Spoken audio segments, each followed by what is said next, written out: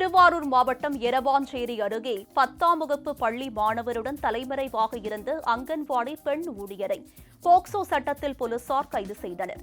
தேதியூர் என்ற கிராமத்தில் உள்ள அங்கன்வாடியில் சமையல் ஊழியராக பணிபுரிந்து வரும் லலிதா 15 வயது சிறுவனுடன் நெருக்கமாக இருந்துள்ளார். இதுகுறித்த விவரம் அறிந்த சிறுவரின் பெற்றோர் இதனை கண்டித்துள்ளனர். கடந்த ஒரு வாரத்திற்கு முன்பு அந்த சிறுவன் பள்ளிக்கு சென்று வீடு திரும்பவில்லை. இதுகுறித்த புகாரின் பேரில் போலீசார் நடவடிக்கை மேற்கொண்டனர்.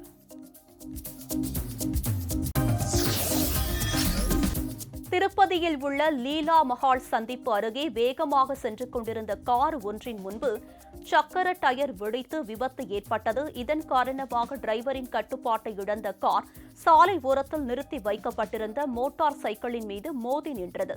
விபத்தில் 2 மோட்டார் சைக்கிள்கள் முழுவதுமாக சேதமடைந்த நிலையில் அங்கு நின்று கொண்டிருந்த 2 பேர் காயமடைந்தனர். தகவல் அறிந்து அங்கு வந்த திருப்பதி போக்குவரத்து போலீசார் அந்த பகுதியில் பொருத்தப்பட்டிருக்கும் சிசிடிவி பதிவு காட்சிகளை கைப்பற்றி காரை ஓட்டியவர் மீது வழக்கு பதிவு செய்து விசாரணை நடத்துகின்றனர்.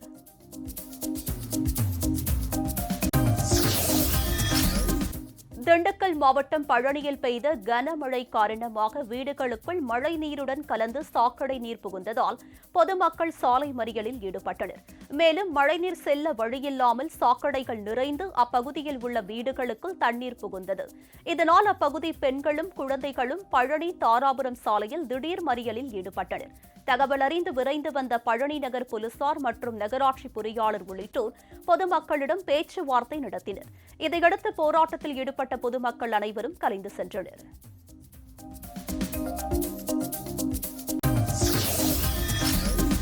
கடலூர் மாவட்டம் சிதம்பரம், அண்ணாமலை நகர், கிள்ளை, வல்லம்படுகை, பிச்சாவரம், பரங்கிப்பேட்டை, புதுச்சத்திரம் உள்ளிட்ட சுற்றுவட்டார பகுதிகளில் இடி மின்னலுடன் பரவலாக கனமழை பெய்தது.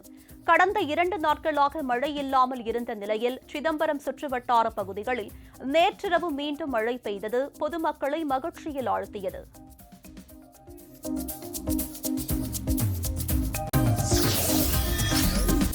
கடலூர் மாவட்டம் சிதம்பரம் அருகே கடலில் குளித்தபோது தாய் கண்ணெதிரே 15 வயது சிறுமி நீரில் முழுகி உயிரிழந்தார். சிதம்பரம் நேதாஜி தெருவை சேர்ந்த மணி மற்றும் கோவிந்தராஜ் தனது குடும்பத்தினர் மற்றும் உறவினர்களுடன் சிதம்பரம் அருகே உள்ள பரங்கிப்பேட்டையை அடுத்த வேலங்கிராயன்பேட்டை கடற்கரைக்கு சென்றனர்.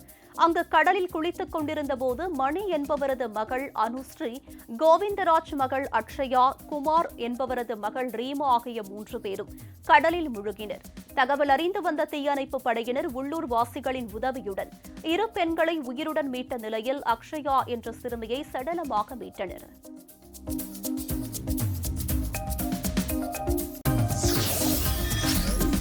திருப்பத்தூர் அருகே சொத்து பிரச்சினை காரணமாக அண்ணன் மகனை கொலை செய்த சம்பவம் அரங்கேறியுள்ளது. திருப்பத்தூர் அடுத்த சிவனார் தெருவை சேர்ந்த மணி என்பவரது மகன் பாஸ்கரனுக்கு இதுவரை திருமணம் நடைபெறவில்லை. இவருக்கு திருப்பத்தூர் சிவனார் பகுதியில் சுமார் 3.5 சென்ட் அளவில் சொத்து உள்ளது. இதனை அபகரிக்கும் வகையில் அவருடைய சித்தப்பா ஜெயவேல் என்பவர் சொத்தில் பங்கு கேட்டு பாஸ்கரனிடம் தகராறில் ஈடுபட்டு வந்துள்ளார். மீண்டும் இது தொடர்பாக மோதல் முற்றவே ஜெயவேல் பாஸ்கரனை தாக்கியதில் அவர் சம்பவ இடத்திலேயே உயிரிழந்தார்.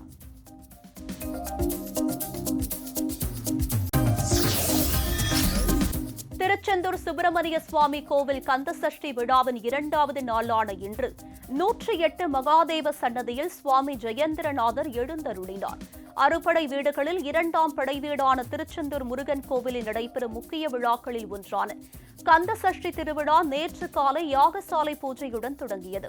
சுவாமி ஜெயந்திநாதர் வள்ளி தெய்வானை அம்பாளுடன் யாகசாலை மண்டபத்தில் இருந்து 108 மகாதேவர் மண்டபத்தில் எழுந்தருளினார்.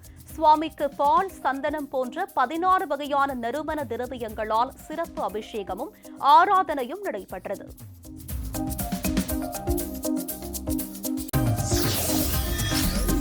புதுச்சேரியில் துணிக்கடையில் 3 லட்சம் ரூபாய் மதிப்பிலான ஆடைகளை திருடி சென்ற ராஜஸ்தானை சேர்ந்த 2 வாலிபர்களை சிசிடிவி கேமராவில் பதிவான காட்சிகளை கொண்டு போலீசார் கைது செய்து சிறையில் அடைத்தனர். புதுச்சேரியில் ஒரு துணிக்கடையில் கடந்த அக்டோபர் 15ஆம் தேதி மர்ம நபர்கள் சிலர் கடையின் பூட்டை உடைத்து உள்ளே சென்று ரூபாய் 3 லட்சம் மதிப்பிலான ஆடைகளை திருடி சென்றனர். இந்த திருட்டு குறித்து போலீசார் விசாரணை செய்ததில் ராஜஸ்தான் மாநிலத்தை சேர்ந்தவர்கள் என தெரியவந்தது. அவர்களை கைது செய்து புதுச்சேரி அழைத்து வந்து விசாரணை மேற்கொண்டனர். கைது செய்யப்பட்டவர்களை நீதிமன்றத்தில் ஆஜர்படுத்தி சிறையில் அடைத்தனர்.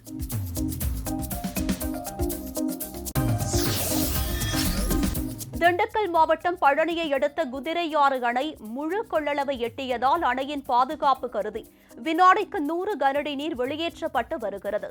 80 அடி உயரம் கொண்ட குதிரையாறு அணை தற்போது முழு கொள்ளளவை எட்டியிருக்கிறது. அணையில் இருந்து வெளியேற்றப்படும் தண்ணீரை பயன்படுத்தி கொழுமம், குமரலிங்கம் உள்ளிட்ட கிராமங்களில் 2000த்திற்கும் மேற்பட்ட ஏக்கர் விளைநிலங்கள் பயன்பெறுகின்றன.